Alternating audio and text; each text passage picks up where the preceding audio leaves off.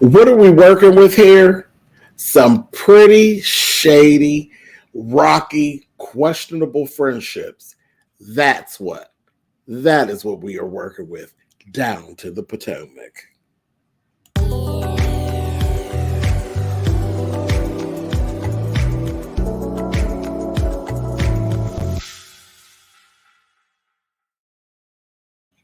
Hey guys, thanks so much for clicking on the video. This is my review for season 7, episode 11 of Real Housewives of Potomac.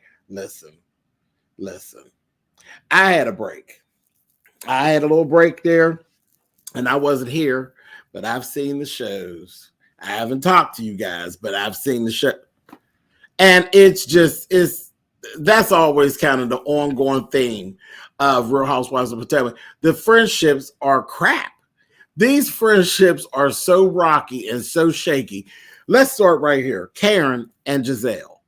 Now, Karen comes over to Giselle's house. You know they're always in and out and off and on.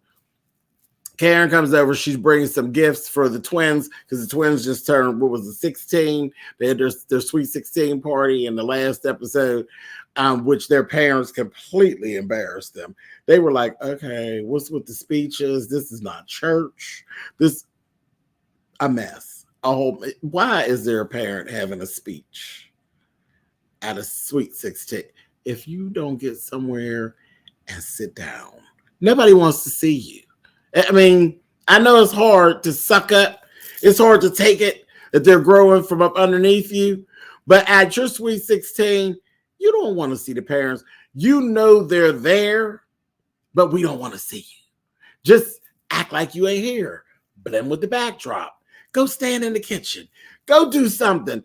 Whatever it is that you're doing, don't concern us, 16-year-olds. We don't want to see you. And we definitely don't want to hear no goddamn speech. Ridiculous. Absolutely ridiculous. I said, oh, jeez. Anyway, but you know, their father is a pastor, so he's all about that pomp and circumstance. Shut up, pastor. Nobody wants to hear it. Keep it moving.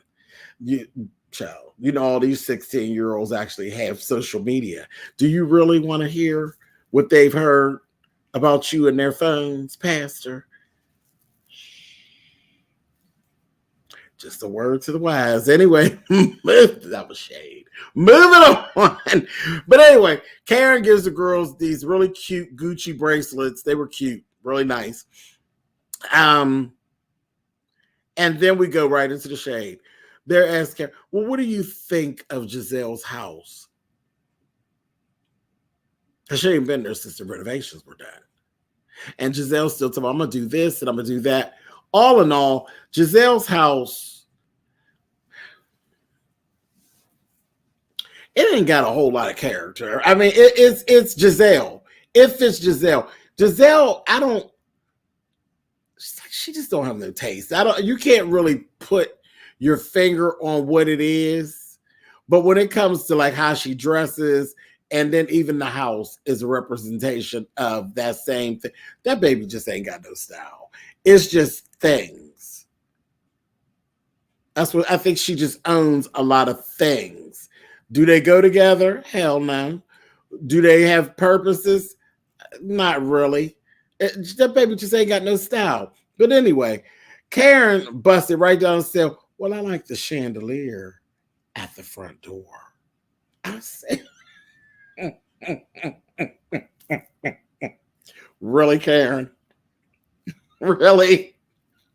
Coming from the Grand Dame, the only thing you like about our house is the chandelier at the front door. Come in close. Me too. That was about it. There wasn't nothing in there ridiculous.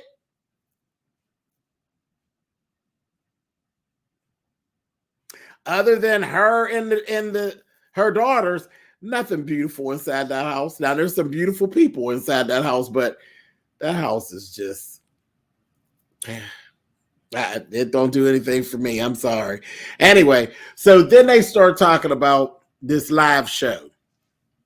Her and Robin are getting ready to do a live show of their podcast. And And then she asked Karen, this is something else that I'm noticing about Karen, okay? What's up, Karen? One time, maybe, two times, maybe, where it seems like you're doing the same things as some of your friends. And then, sweetie, it just starts to look like you old copycat bitch. And that's what's coming across. Not candy, candles. Wendy was doing candles. Now here you go, you doing candles. Yet you ain't said nothing. So after you question her about her venture, then here you come. Now you asking questions about her live show, and here you got a live show about what? There ain't no way around this one, Karen. Now, the thing with Wendy, I kind of said maybe it's just a coincidence. They're doing home essentials, and maybe it was just a coincidence. No, you copied off of this whole thing. They got a podcast going. Now all of a sudden they're doing a live show. You want to do a live show. You bring in your rent-a-punk. You bring him in, and I said that, and it's not politically correct, but how often am I?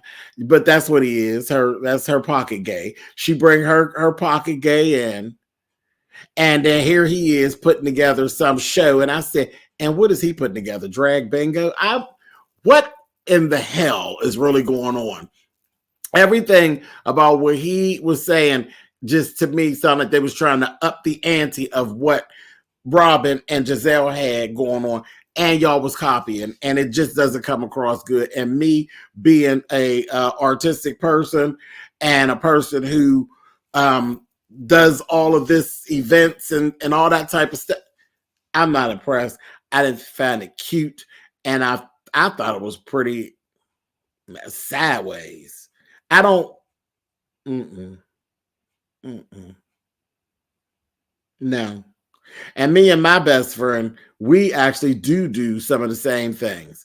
Generally, I don't even fool with people that do the same things I do, so I don't really have that issue going on. I'm not really drawn to really hang out with people that do exactly what I do. I just am not. Yeah, it's just I'm not. I just, they do their thing, and I support you. But to literally be hanging and swapping notes and carry it on, no, that ain't my thing. You do what you're doing. I'm doing what I'm doing, because people steal. People steal. They do. If I give you something, I don't mind giving you something. But that's stealing. I ain't got time. I don't have the patience for it. So I've always just kind of, I don't know, just naturally, people who do what I do, I'll be in my own lane. Oh, let's collaborate. Go sit down. Just I don't know.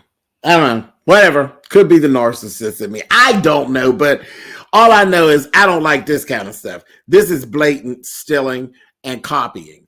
And it just kind of, it's like, ugh. Yeah. And Giselle's trying to pump her for information. And Giselle's like, I don't get it. Because she don't get it. She don't know what she doing or what she really want to happen. All she knows, she copying your idea and trying to make some money. That's all. That's all. That was the whole thing. When that guy was sitting up there talking to Karen, Karen's mind was on 15 different things. She's like, maybe shrimp for dinner. Ooh, maybe a new pair of Giuseppe's. She wasn't thinking about what he was saying. Put it on the pocket game, make some money, and go. That's all she was thinking. Anyway, then they move on. More questionable friendship stuff. They get to talking about this throuple. Is it really a throuple? Did G actually buy Jacqueline a Porsche? Did they actually sleep together? All these questions. Now, listen. We got this new character here, okay? Miss Jacqueline, honey.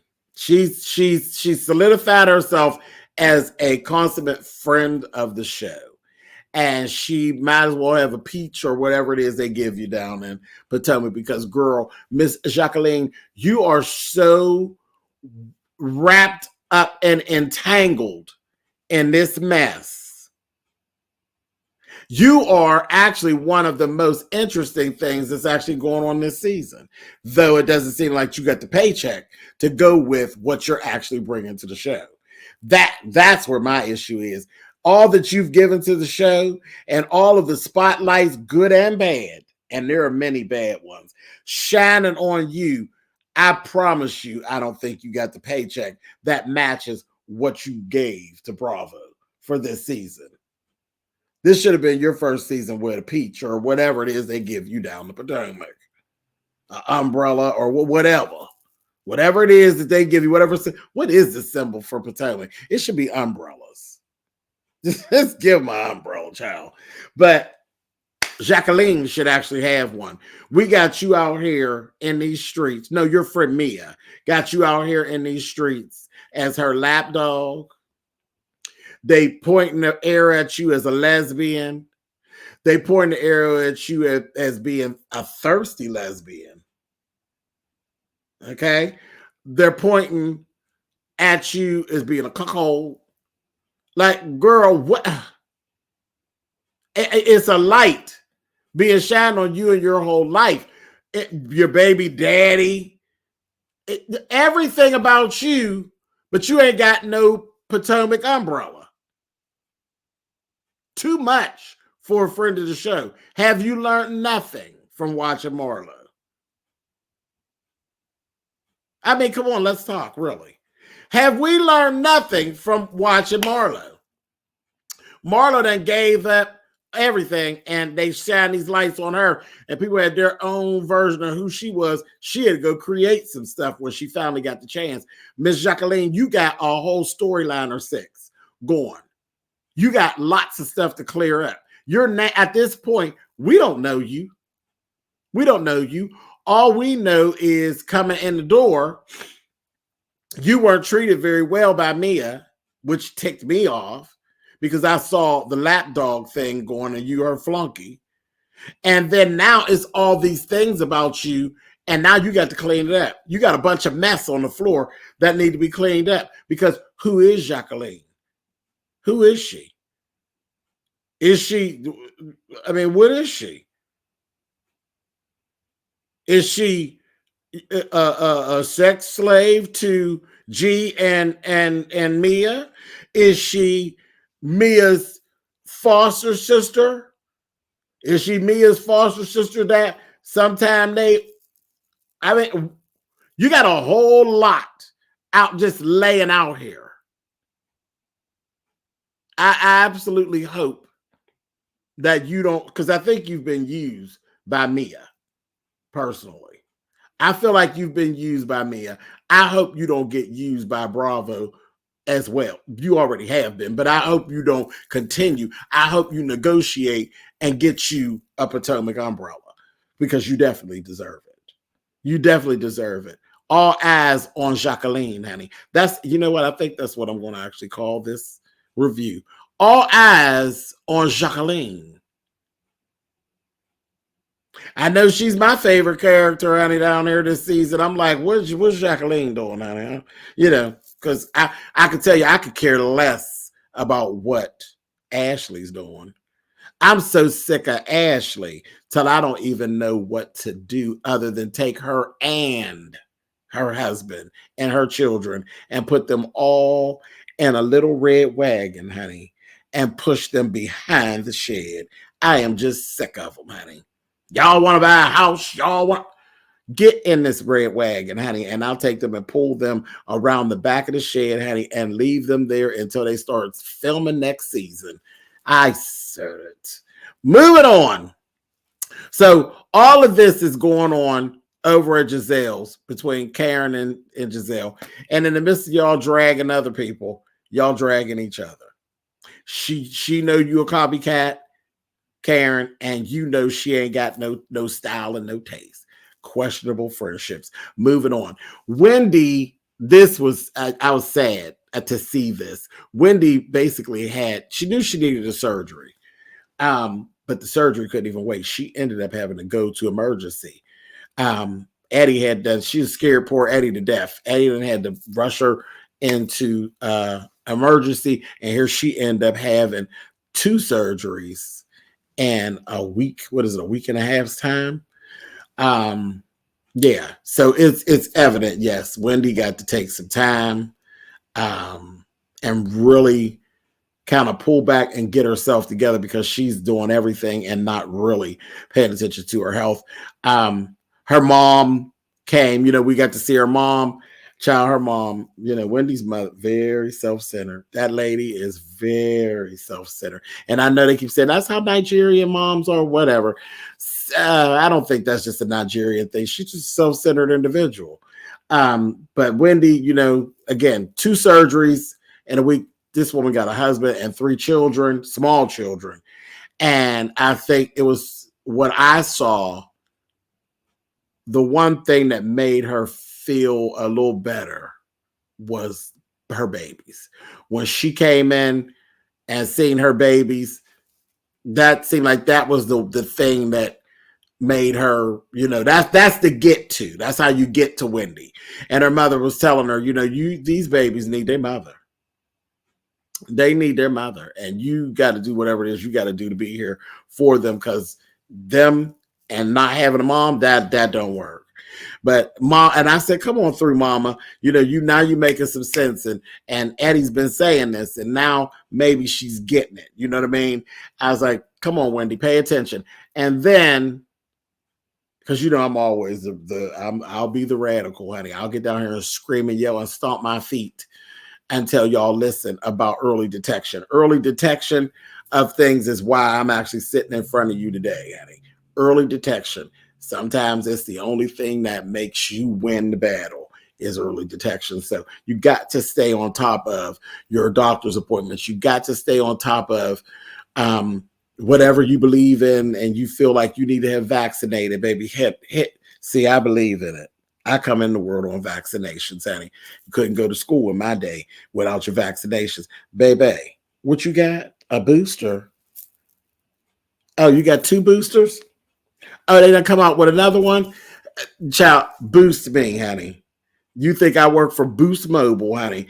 Give it to me. So whatever it is that you need to do to keep yourself on this planet and keep yourself going, and to do what it is that you need to do and fulfill whatever your dreams and aspirations are, you need to do that. And early detection is key.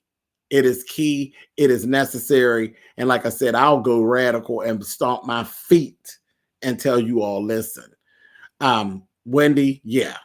Mama stayed in that for a minute, and then she jumped right out of it and started talking about how she still wants her boob job. I said, okay, see, I knew I wasn't going to be able to do but so much of you. Her mother, just like Dorothy, I can only do so much of Candace's mama, and then I'd be like, get her out of here, honey.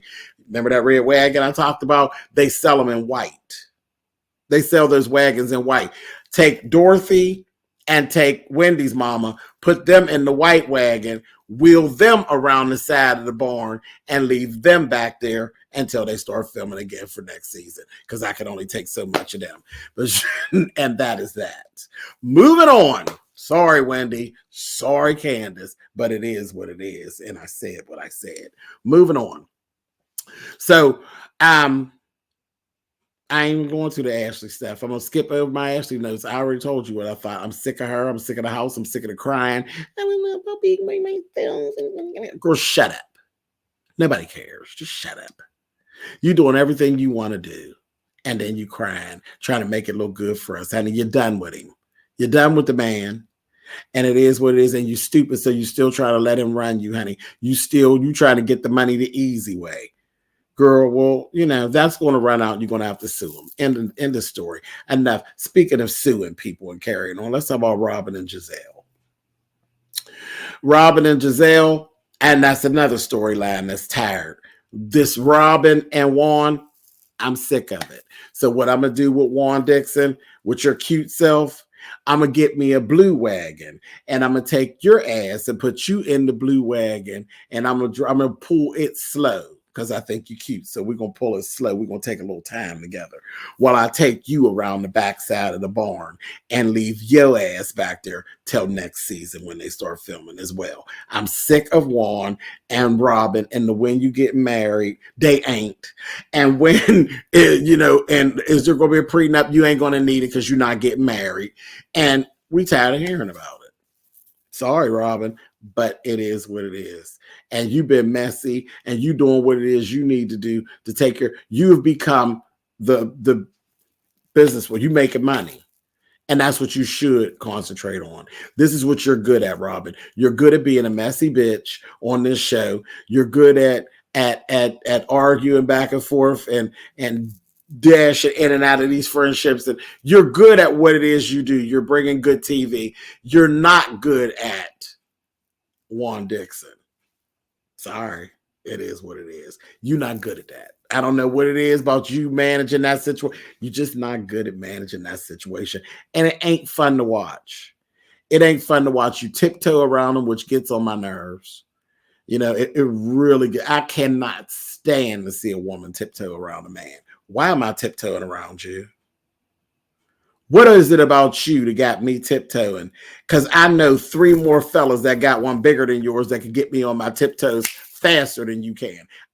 There's something about a woman tiptoeing around a man, or even a gay male, anybody tiptoeing around a male interest. I don't get it. I ain't tiptoeing around a goddamn soul. It is what it is. I ain't going to be scared to tell you nothing. I ain't going to be scared. What? There is 3 more people sitting around waiting to make me feel the way you make me feel. Get out my face. I'm tiptoeing around nobody. And if it's flipped on the other side and it's a man tiptoeing around a woman, well, that's the way it's supposed to be. You're supposed to tiptoe around her.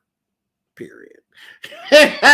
It's a double standard. Double standards don't generally fall in the females arena very much, but on that, men are supposed to tiptoe. When it's a heterosexual situation, men are supposed to tiptoe around women and make them happy. That's the heterosexual way, as far as I know. I don't know much about what y'all do, but for what I know, it's the man's job to tiptoe around the woman, not the other way around.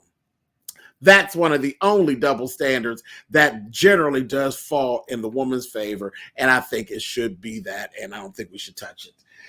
Even when it's a thing of studs and lipstick lesbians, when they get a stud is supposed, you want to be like that, you want to be hardcore, you supposed to tiptoe around her.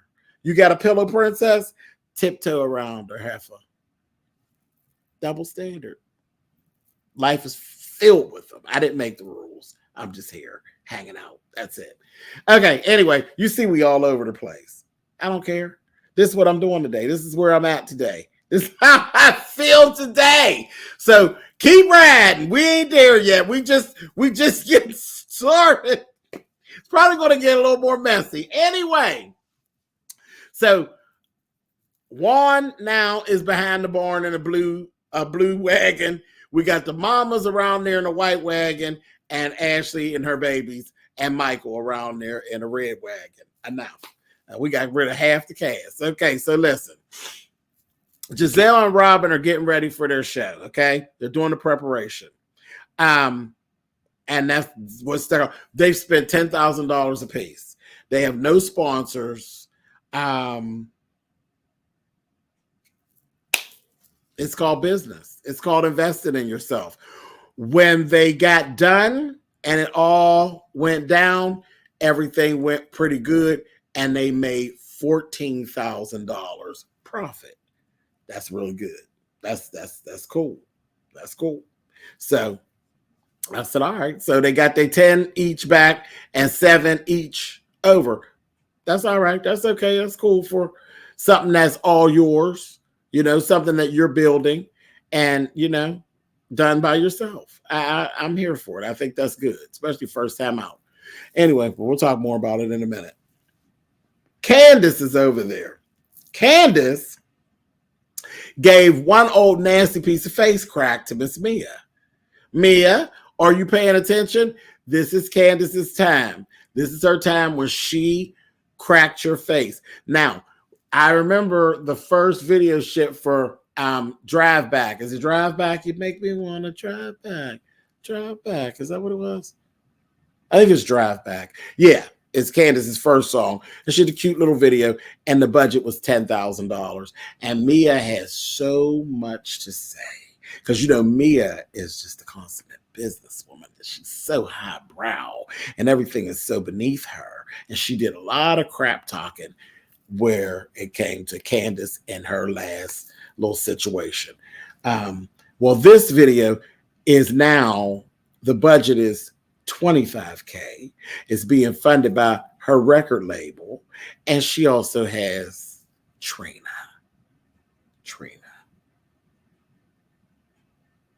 You know Trina, the one from Miami, the baddest bitch, that Trina.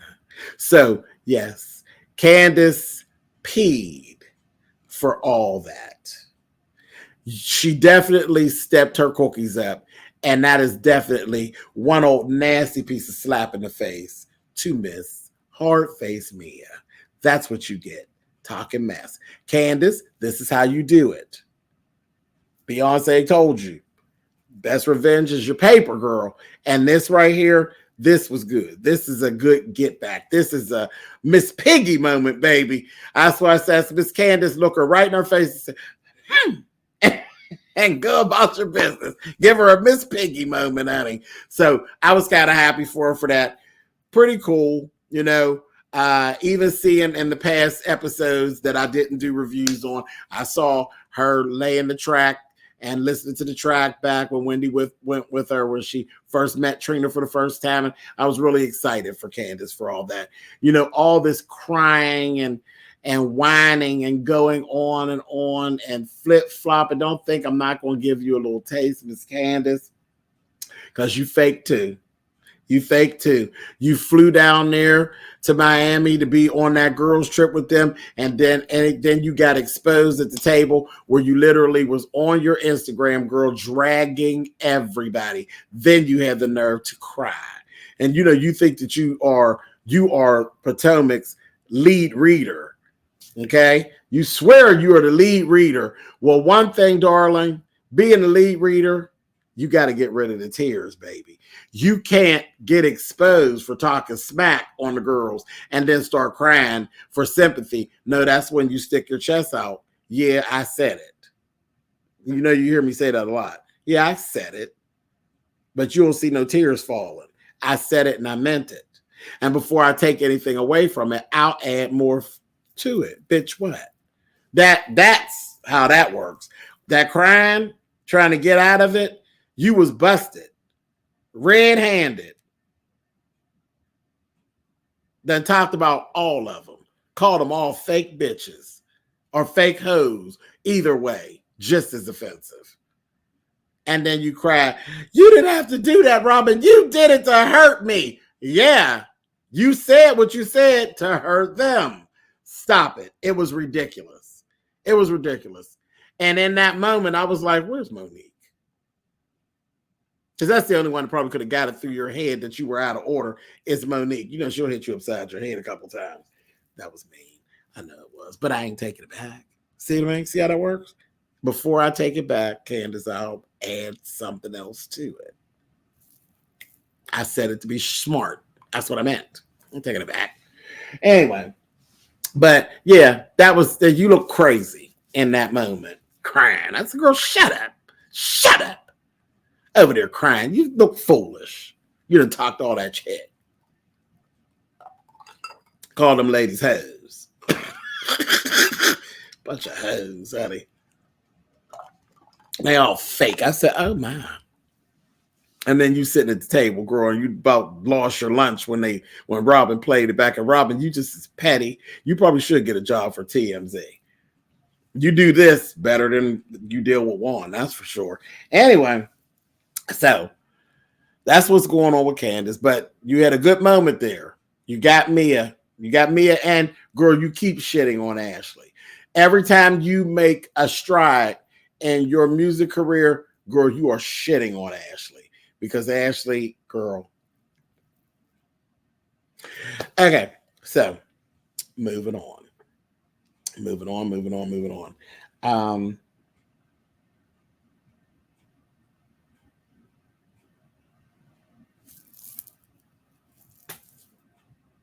I was trying to think. Let me do it. I'm gonna go ahead. I'm gonna touch this real fast. I know I put Juan behind the barn, but when Juan talked to Robin and they talked about the prenup, and there was a little thing in there about putting a clause, an infidelity clause, and he tried to talk that circle around her. I was glad that you kind of stuck your chest out a little bit, Robin, and said, "Well, I mean, no, because it may, girl, he ran women in front of your face before.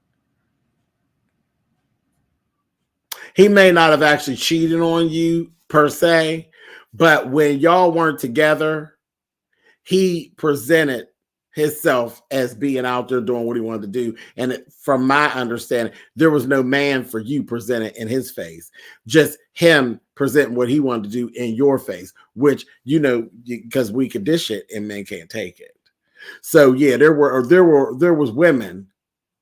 You know of somebody that then had your husband, though he don't know of nobody that then had you. Is that what I understand that properly, people?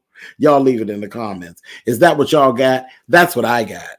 That back when they weren't good, there were women. But did Robin have a man? No, I think Robin was just in her feelings and going through and still pining for Juan. And I just have the sneaking suspicion that if she actually had been out there messing around, they wouldn't be together now. We can dish it, but we cannot take it. That's part of the male ego. No matter what kind of male, gay, straight, twisted, that away, whatever kind of male you are, we can dish it, but we damn sure can't take it. Moving on. Okay, so let's go on over here and let's talk about Karen and Mia. So Karen goes to see Mia, and then of course she has the Jacqueline conversation with her. And she's asking her these questions. Oh, I was over at Giselle's and this, that, thing, and the other. And so she's asking her, did y'all have each other? Well, yeah. When we were like 19 or 20, yeah. And I was like, I looked up her twat with a flashlight, and now they still showering together. I said, this is what I said. See? You see what I'm talking about, Jacqueline? Your friend got you out here with your panties down. Mm-hmm. You don't know nothing about this conversation. You found out about this conversation right now when we found about this conversation. Isn't that true, Jacqueline? She got you out here with your panties down and her looking up your butt with a damn flashlight. But that's your good girlfriend. That's your foster sister. And y'all 19, 20.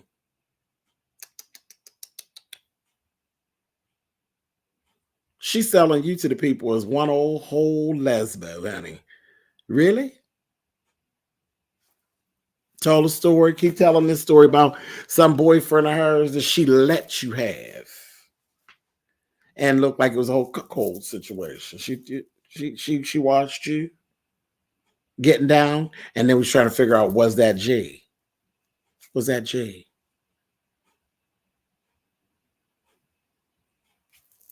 We'll get back to that in a minute. Then they go into this whole thing. Well, I heard, you and G have shared folks. And then Karen went on and asked the question that we all wanted to know. Girl, was it Peter Thomas, honey, that you shared? No, it was Peter Thomas's girlfriend.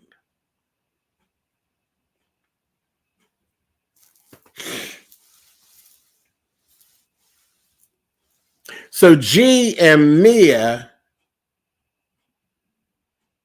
have Peter Thomas's woman on their roster.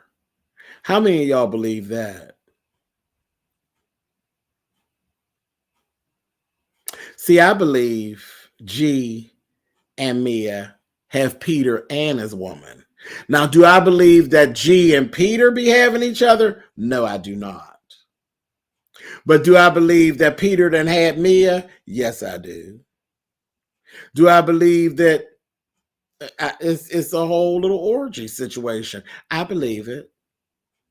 The way that she blew up at Wendy, a lot of that made sense. Just like Karen thought it too. Like, oh, no wonder she snapped out on, because yeah, they part of a whole little situation. They got an entanglement. It was personal. He said he got beef with Wendy. And from that moment on, she had beef with Wendy. That's why she threw the drink on Wendy. She didn't even know what the beef was about. All she knows is that, listen, he bangs me out from time to time. And how dare you be in the house that I'm paying for? You got beef with him. Now I'm going to do you. That's how I took it. Y'all tell me what y'all think down there. Let me go ahead and we need to start wrapping this up. Anyway, moving on. Reasonably Shady. They had the show. They had TikTok dance from Ashley. They had a comedian that was drunk and clowning, messing up names. Fun and funny, and it fit in. It was cool. Was no problem. Like I said, they profited $14K. It was good. I thought it was a nice night out, and I'm gonna say this, and I am reading. Ray and Karen. Karen, first of all, you hating. You being a hater because you are an idea stealer. So you are out here on it. You on your hateration. You were hating. But here's the read. Ray and Karen, y'all didn't enjoy yourself because y'all's ass is old. Your ass is old. Period. You old. You went up in there like two old farts. And you didn't understand it. And you couldn't relate to it because your ass is old. And that was all it was to it. Was nothing wrong with that show.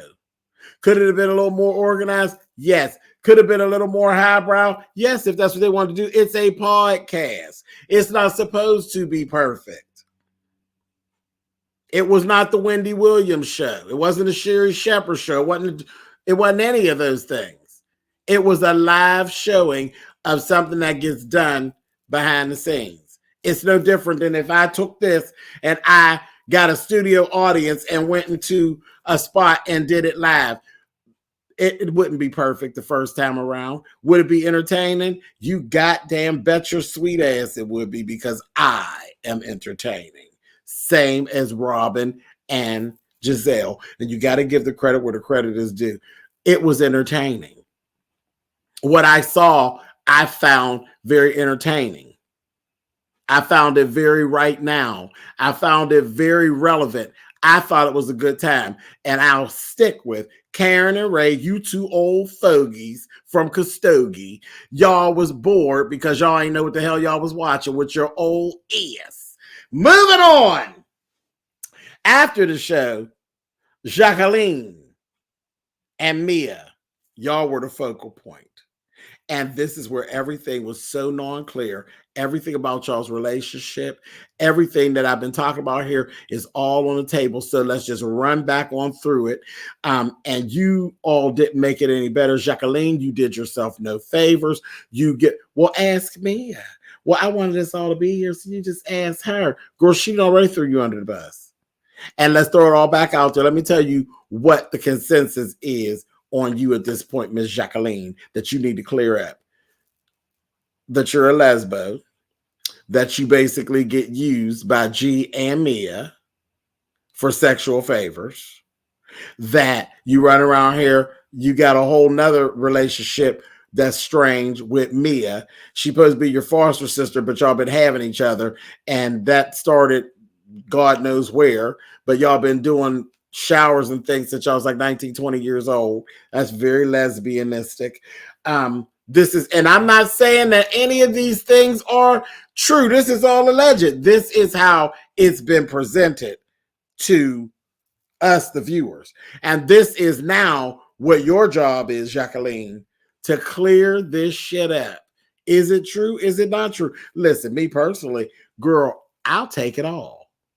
I'll take it all.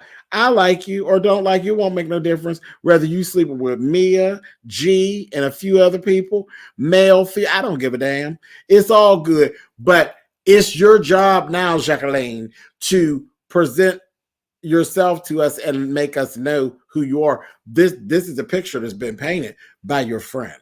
See, your friend has taken you and she's walked you into Real Housewives of Potomac. She walked you into Potomac backwards.